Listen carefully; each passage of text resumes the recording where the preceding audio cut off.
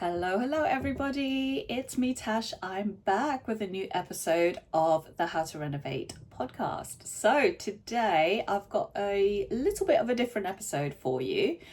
What I'm going to do is talk about all of the beautiful details I loved from the Barcelona apartment we stayed in August. So we hired an apartment. It was just a simple Airbnb arrangement and we stayed there for about a month, about 5 weeks or so. And I just loved so many elements of the apartment that I thought I'd do an episode on it, and also how we can take inspiration from other places, other cities, other countries, and maybe bring some of those elements into our own homes. I mean, the architecture in Barcelona is just stunning. And I mean, no wonder they had so many famous architects through history working there, living there, designing, building there. And so, it's no surprise that some of these buildings and some of these elements and these design features and elements are just stunning and also very clever, some of which I'll talk through in the episode today.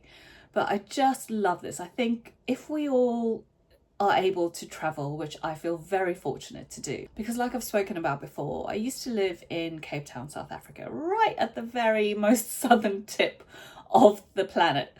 And so travel for me wasn't as easily accessible as it is now that I live in London.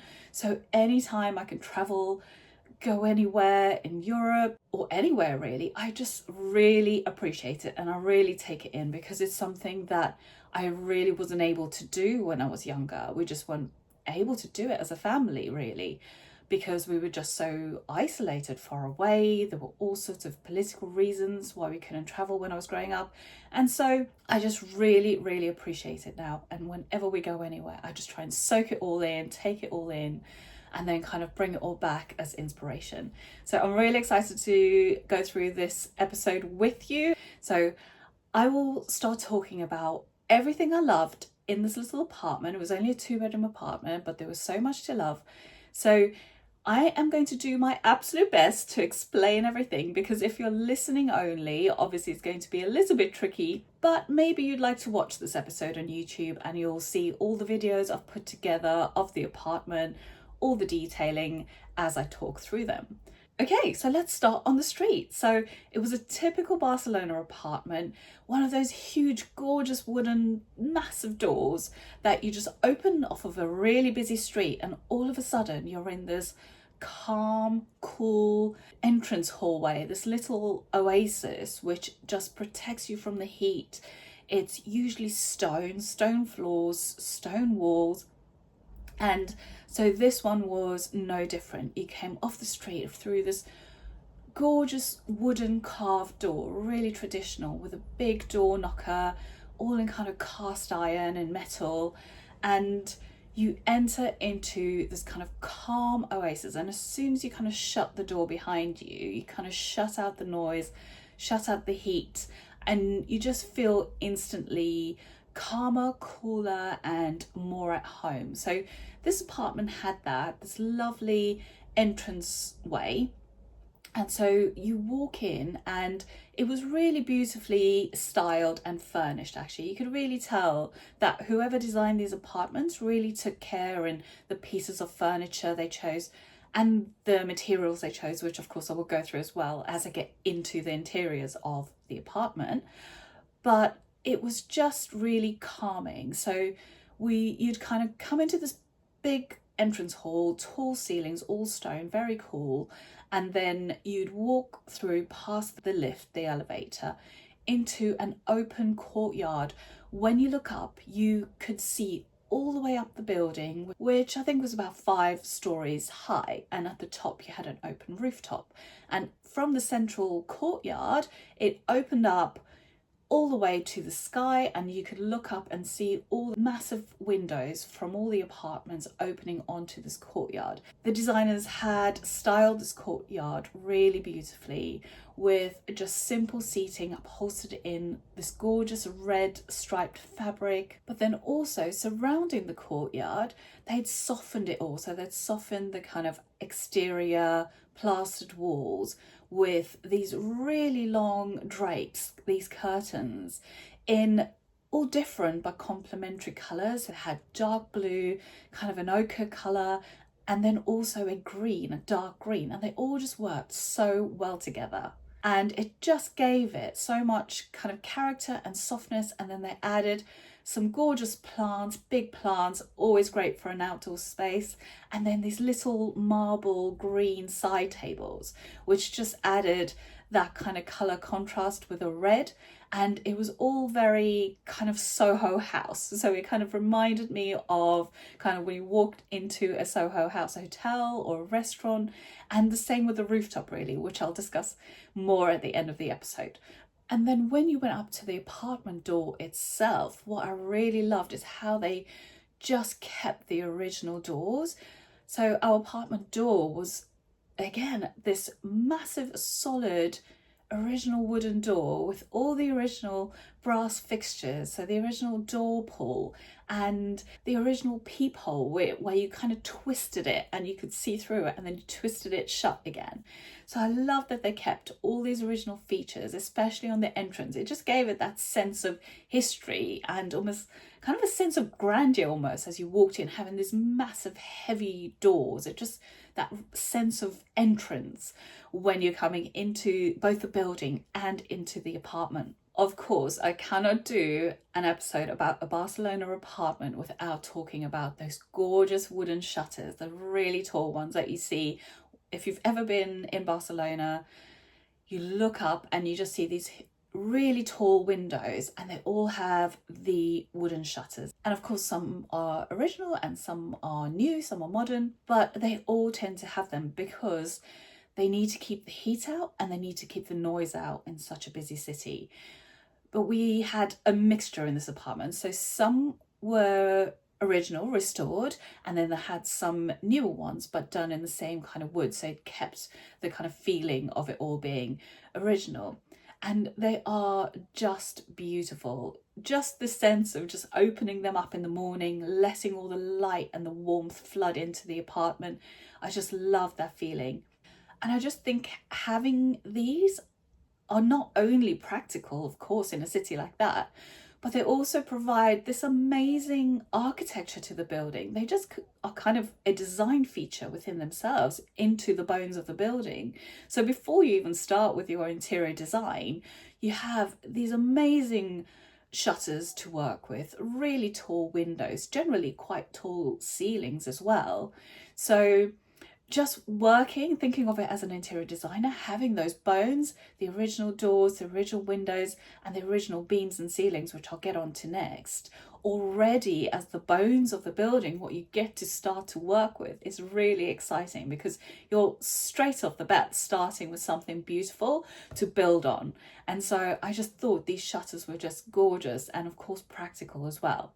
And then moving on to those original ceilings. So traditional Barcelona ceilings, Catalan ceilings, have these beams, usually wood, they can be steel as well. And then in between the beams is this kind of curved structure. So the ceiling itself is curved between every beam, and that runs the length of the beam.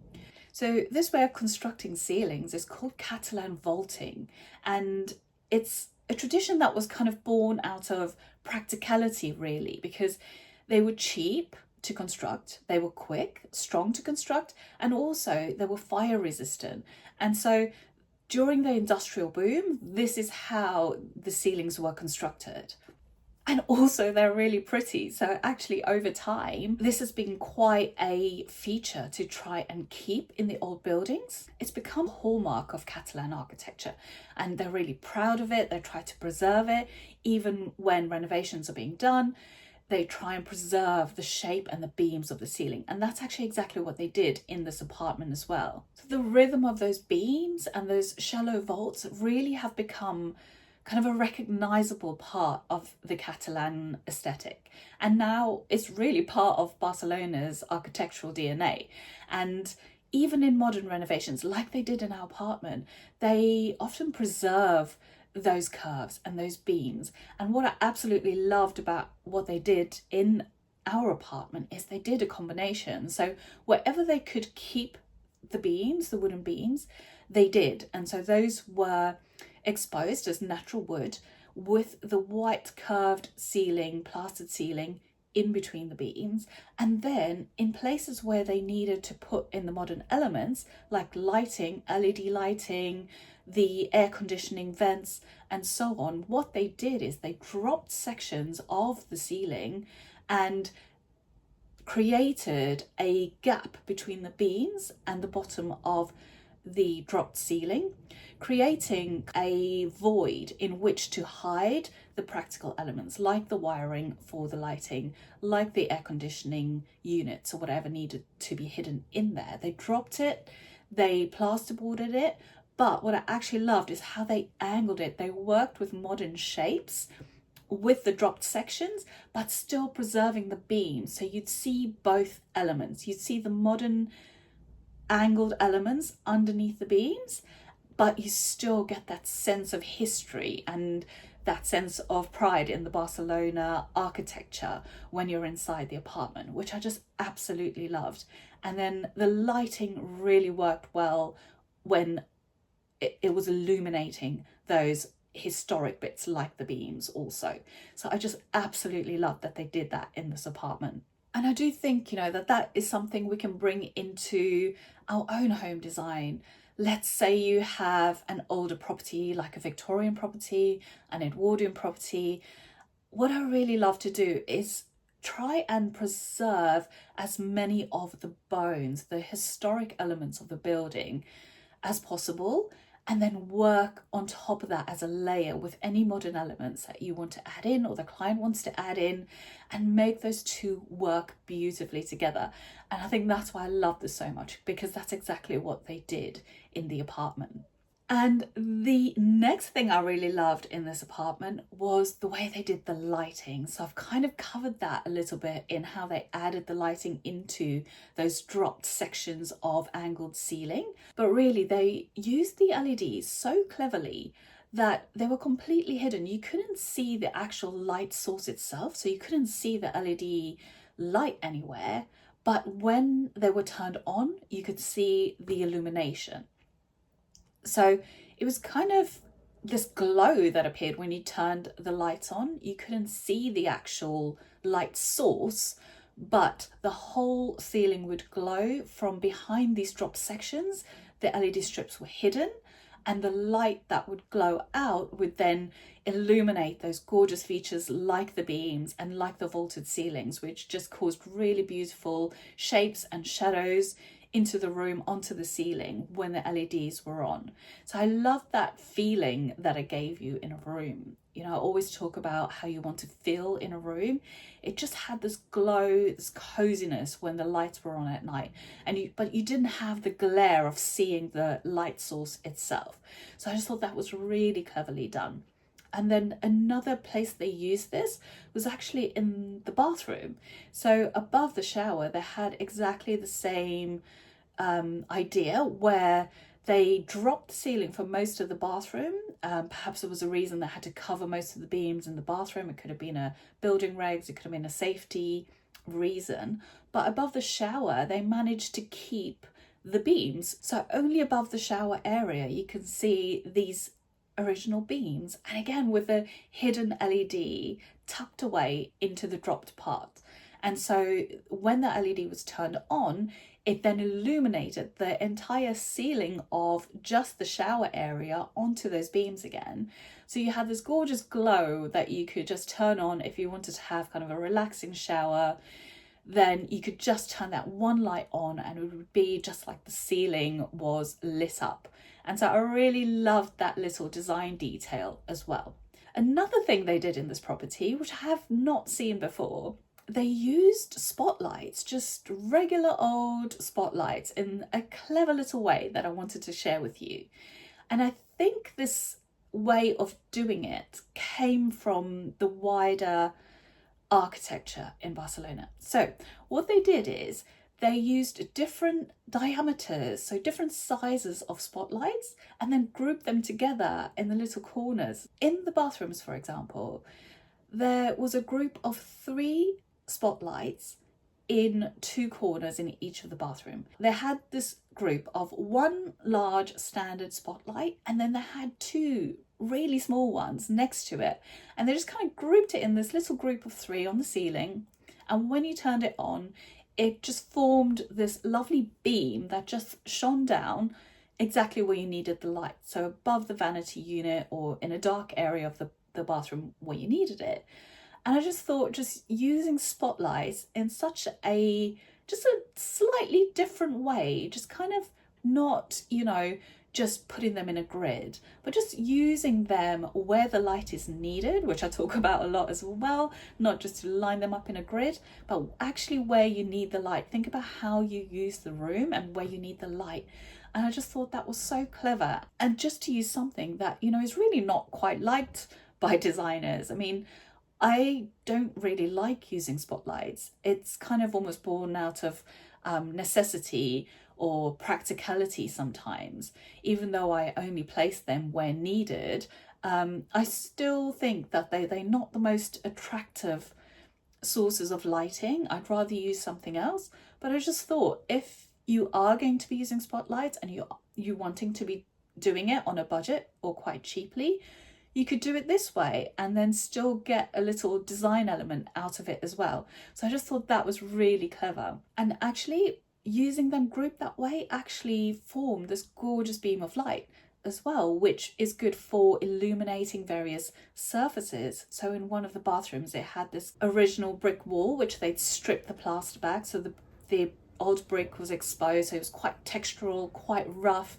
And then above that, in a recess, they put these three different size spotlights, and the beam of light shone down onto the textured wall, giving this gorgeous kind of glow, really picking up on the texture of that wall, which is obviously an older feature as well.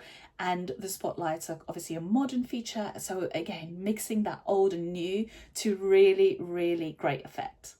Using those circles, the design of using the circles at different sizes really does come from the architecture of Barcelona, because I saw it in other places as well. So it just shows that if you have something that's kind of quite unique to your city or to your town or wherever you live, you can bring those into your home, which I always find really fun and exciting.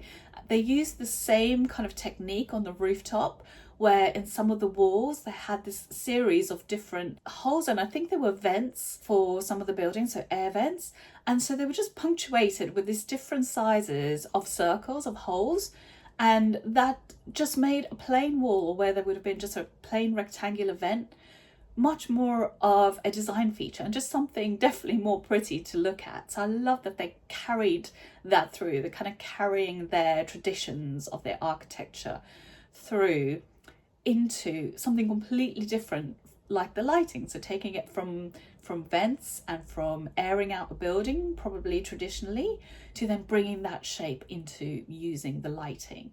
So I think if we can all find little interesting things like that we notice when we're out and about in our towns or in our cities, and we can kind of bring it into our homes in just a little bit of an unusual way. And then also in this apartment, they had this really cute feature, which I thought was so clever. What must have happened is they had realized that the kitchen was a little bit too dark once all the lighting had been installed or wired in. And what they did is found a really pretty ceiling pendant, which was fixed to the flat part of the ceiling in the kitchen. And then it just had the wire exposed, just prettily draped and hanging from the ceiling onto a hook and then down the wall. And you just use a regular switch like you would do a lamp to turn it on. And they made a feature out of it. So I think it must have been an error where there should really have been a light there, but retrospectively it would have been too much work to add it in. And so they added this pendant and made it into a design feature. They chose something that was quite pretty, that cast a really pretty light and shadows onto the ceiling when it was turned on. And so it made it, again, what could have been a mistake, into quite a pretty design feature. And I just thought we could bring that into our own homes as well. So I know sometimes people always have little corners of their home where they find it a little bit too dark, and this would be a great way to add a source of light into an area and make a design feature out of it as well. So I really loved that detail in this apartment. What I also really loved, moving on to the next thing, was the materials palette they used here. And if they use a designer, they did a really good job. The materials are what generally I love to use in homes I design as well. Natural materials that work well together and therefore form a kind of a timeless design. Materials like gorgeous marble. They actually put real marble into the kitchens, which I thought was quite brave for a rental property, but it was stunning. It just gave it that depth. Brass taps, so they had a brass tap in the kitchen, brass in the bathrooms, so they kind of carried that through. And then in the bathroom countertops had the most gorgeous kind of tactile stone, which was a black stone with kind of earth tones and browns running through it, and a little bit of white as well.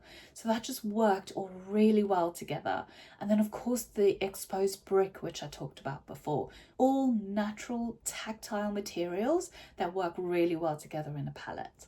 They also chose real wood floors, which really gave that sense of kind of luxury when you're walking around. And also in a hot city like Barcelona, it can get very hot, and the wooden floors are obviously quite cool, better than carpet.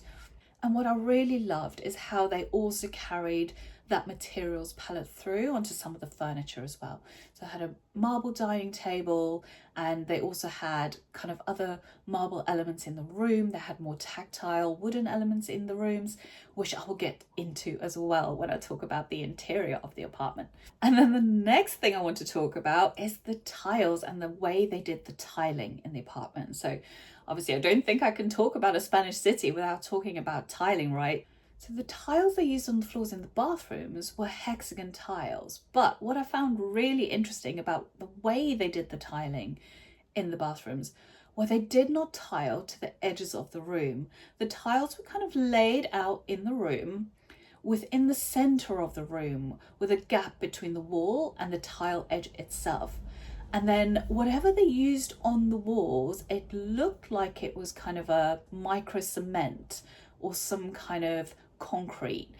That was then poured around the tiles and also used on the walls. So it formed this continuous kind of finish that went down the walls onto the floor and then met up with the tiles, kind of, which were off of the wall with a gap between. So it was almost like you were laying tiles into the kind of puddle of micro cement in the center.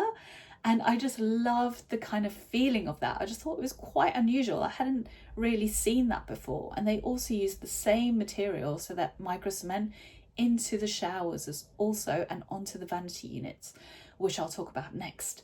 But I just thought that was really interesting. And then the kitchen area, they had used a really pretty tile and then just kind of met it up with the wooden floors that they used in the rest of the apartment.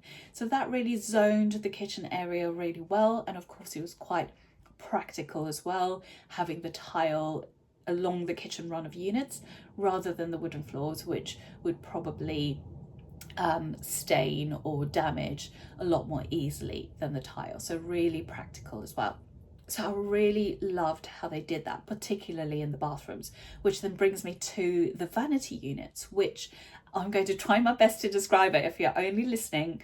But the vanity units were kind of floating, so they were off the floor completely, fixed onto the walls. And then what they had done is used that same material again, the kind of micro cement or concrete, and they've taken it down the wall, round the vanity unit, and then back onto the floor. And so it looked like the whole vanity unit had just kind of come out of the wall. It can be kind of molded out of the wall and then into the vanity unit. It looked like there had been carved some recesses and some shelves, obviously really useful for storage, but also a great design feature as well. And then they had real wood oak doors on sections of the open parts of the vanity unit as well. So you had this gorgeous combination of what looked like a molded micro cement with the natural material of the oak, of the wood, but then also these kind of niches and recesses that were really useful for storage, but they also gave that kind of depth, that design element to the bathrooms as well. And then of course they had that gorgeous stone on top, which I talked about earlier. So I just thought the combination of the tiles, the vanity unit, and the combination of those materials, the micro cement, the marble and the tiles, just made for such a gorgeous scheme. Okay, moving on to my favorite part, the interiors. So this apartment had really been decorated well. You could tell they'd put quite a lot of thought into it. You know, they really wanted it to be design forward and pretty, but practical. And so I think they really had their target market in mind when they designed this property. So the apartment was elegantly furnished. And what I really loved about it, it didn't feel stuffy and too fancy. It was relaxed. The textures they used were soft and it gave you that relaxed feeling. So lots of texture, and they used quite a neutral color palette as well. So the combination of the neutrals and the textures gave a sense of elegance, but also I loved how it just felt quite relaxing. They also really put thought into the furniture they chose. So I doubt very much these were original designer pieces, but they'd kind of taken in designer inspired pieces. So there was a take on the Noel Saarinen dining table. Again, a gorgeous marble on the top, a kind of Calcutta marble. And then the chairs around it, again, designer inspired. The Seska chairs, which are the ones with the chrome that kind of bend round and the wicker back. And so those are quite famous chairs. You'd know them if you're watching, or if you Googled them. So they had those chairs, but then the seats were upholstered in soft yellow ochre velvet, so really comfortable. And I think they just thought through how the space would be used. And then the sofa was the gorgeous kind of modular sofa, a take on the B&B Italia sofa by Mario Bellini. So that was quite gorgeous as well. And they just put lots of textural cushions on top. Not too much colour, but just enough. I loved the way they used the colour quite subtly as well. But really what I loved most was the way they used the textures. The texture of the marble itself, the texture of the velvet on the dining room chairs. They also had a gorgeous chair and footstool in kind of a deep tweed. So all in natural, browns and taupes and white, but worked so well together because of the deep texture on that. The pendant above the dining table was a wicker pendant, and it just had a huge circumference, worked really well above the colder feeling marble, but then with the texture of the wicker above it. Also, what I really loved is how they just brought in more textural elements where they could. So in one of the bedrooms, the lampshades were string woven around the shade frame itself. The bedrooms, they added some interesting side tables, and they used a lot of natural wood. And it wasn't overdone, just a simple 2 or 4 cushions on each bed, a few cushions on the sofa, but everything with a bit of texture and a little bit of subtle colour. And also then just carrying that throughout the apartment so that it had the sense of continuity. So carrying similar colours, similar textures throughout the entire apartment, which if you've been listening for a while, I'm always on about getting that cohesiveness through your home. And then even down to little things like the bench by the doorway that you'd sit on when you came in to take your shoes off. That was gorgeous as well. Again, bringing in some natural wood, and then the top had this geometric pattern and it was all woven out of string. So again, very textural and just tactile, but also fitting in with the scheme really, really well. And then something I really loved, which they added to one of my favorite features, which are those tall windows with these sheer floor to ceiling drapes. With these really tall ceilings, the drapes just added a layer of softness, but they were also practical. So when you wanted those shutters and the doors or the windows open completely during the day, you could then move the shears according to where you wanted to block view for privacy, block view to filter light, that kind of thing. So the sheer drapes were really useful, but also really, really pretty in this apartment. So just continuing to carry through that same materials palette really worked to make the space feel not only cohesive but also really calm, which was so nice to have on holiday in such a big busy city, because you come back and just feel really calm and relaxed in this space. And then finally, what I really loved about the interior of this apartment was the way they brought in little quirky details. So even though the apartment was quite elegantly done, neutral and calm, you could tell they kind of had a bit of sense of humour about it as well, because on one of the walls at the end where the entrance door was, they'd painted angular beam of colour coming straight down from the ceiling all the way down to the floor, a kind of a 45-degree angle. And they'd used this kind of light sage green, and it was just in that one area of the apartment was to like define the doorway, but the angle was just, you know, a little spin, a little bit more interesting. And then on just the colour part of that painted wall, they placed this shelf, which was this really quirky piece. It was looking like a wave or like it was dripping, and it was this kind of marbled blue effect. So all these blues, this tiny little shelf looked like it was dripping, but it kind of moulded like it was dripping, but only placed within the colour part of that angled section of painted area. And it just kind of made you smile every time you came in, because you looked around and everything was very elegantly done with designer inspired pieces. But if you turn back round towards the door, you'd see this beam of colour with this little quirky shelf. So I really loved how they did that in the apartment as well. So in the living room, again, very elegant, but the coffee table was this gorgeous circular table of solid stone, which was kind of flecked and speckled with earth tones, so browns and creams. But the feet of the coffee table were these spheres of solid wood.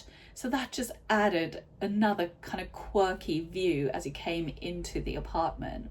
And then I particularly loved one ceramic lamp that they had in the living area as well. The whole lamp was ceramic, so the base and the shade, and painted in these stripes of colour, but not too bright, but definitely brighter than anything else had been used in the apartment itself. So it really stood out. So it just showed that you can just use one or two really quirky, gorgeous pieces, and if everything else is just beautiful and elegant still, you can still make it quirky and personality filled by just adding a couple of unusual elements to the room. Another kind of quirky, offbeat thing that they did in this apartment was the way they hung the artwork. So I did do an episode about how to hang artwork and using artwork in your home not too long ago. I will link to that in the show notes. It was episode 57. So do go and check that one out if you want to learn more about artwork and hanging it in an unusual way and using it in unusual ways in your home. You can check out that episode.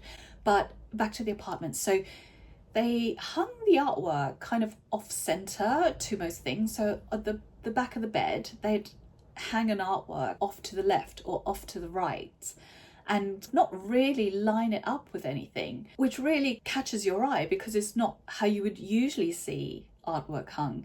So I really love that. You kind of do a second take and it really draws your attention to the artwork as well. So I really loved how they did that. And again, just using very few pieces but to maximum effect, which of course when you're designing a rental is quite important.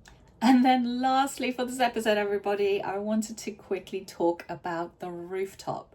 So this was new to me. I did not really know that in cities like Barcelona, so much happens on the rooftop. And we were so lucky in this apartment. We had this gorgeous rooftop, this kind of outdoor rooftop area that was accessed by all the apartments in the building. And it had a very small, shallow pool, like a splash pool, which was great when we were walking around the city all day with two kids and we just wanted to come and dunk ourselves into something cool. So that was absolutely amazing to have. But also just the way they did the rooftop, again, was just so much thought. You could tell that they took, like they did with the open courtyard in the entrance, they kind of took inspiration from the Soho House hotels with the striped fabrics, the massive parasols, the mixture of the tile and the wood on the floors and different layers. So I really loved how they just thought to make that a really gorgeous space to also go and hang out in the evenings when it got a bit cooler, or when you just needed to go and cool off somewhere. So I really loved the way they did that. And they had some really lovely architectural shapes and little views and elements to work with as well. Some of the ceilings or part of the top of the building were kind of angled. Some of them had those punctuations of different diameters of the circles for ventilation, so that it just was quite interesting to go up there. It wasn't just a flat rooftop. They really made an effort to kind of build parts of it up, angle parts of it, so architecturally it was interesting to look at, but then also they had decorated it really nicely, bringing in some of the elements they'd used in the interiors of the architecture, like wicker, the stripes, the materials. They'd used all of that into the furniture that they put up there as well, the sunbeds and the parasols and the chairs, and it really just carried it all the way through and made just for a really pleasant, calming stay, a really lovely experience to have the design just so well thought of and carried through from when you very first walk into the building off of the street all the way through to the rooftop at the top when you wanted to go and relax up there, have a drink and dunk yourself in the pool because it was so hot. And we did really have an enjoyable stay in this apartment. It's available on Airbnb. I'm not selling it. It's not my apartment. I'm just putting it out there that if you're interested, you can find it on Airbnb. And I guess I should give them a little plug, as I have used a lot of their design in this podcast episode. It really was a gorgeous stay, really centrally located as well. We threw ourselves completely into it. We were in a touristy area. We enjoyed all that it had to offer. We had everything on our doorstep, and we thoroughly enjoyed our stay here and also in the gorgeous city of Barcelona. We packed it full. We did so much, and I hope that the episode inspires you to travel, to take design elements from wherever you may go in the world, bring them into your own home. There's so much out there to enjoy and to bring home and to bring back into your own design, both for your own enjoyment, but also for those memories. I always bring something small back for my home from my travels as well. I absolutely love doing that. So we can use our travels as inspiration for our own home design as well. I hope you enjoyed the episode. If you did, give us a little comment, give us a review, send me an email. I love hearing from you all. So I hope you enjoyed it, and I can't wait to see you in the next episode. I'll see you there. Bye for now. For more information on my 5-pillar process for successful renovation, you can go directly to southplacestudio.com/pillars, where you'll find an introduction to the process which covers each of the pillars and what they cover. We also have a number of other free renovation resources. Go now to southplacestudio.com/freebies. I have created some amazing freebies for you there.